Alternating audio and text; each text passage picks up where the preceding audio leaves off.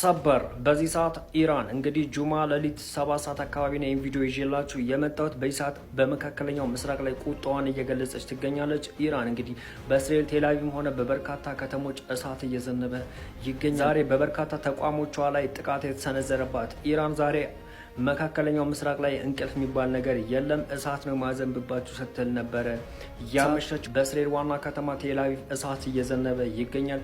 እዛ ብቻ አይደለም፣ በሳውዲ የሚገኘው የልዑል ሱልጣን የጦር ሰፈር በድሮንና በሚሳኤል በተሰነዘረ ጥቃት የአሜሪካ የጦር ንብረት የሆኑ የአሜሪካ የነዳጅ ጫኝ አይሮፕላኖች እንደተመቱ እየተነገረ ይገኛል።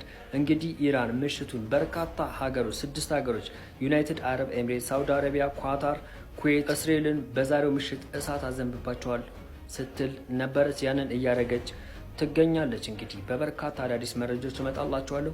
በሁለተኛ አካውንቶች ደግሞ አዳዲስ ሌላ ቪዲዮ ለቅላችኋለሁ። በደም ሼር፣ ኮፒ ሊንክ፣ ሪፖስት እያደረጋችሁ አዳርሱት።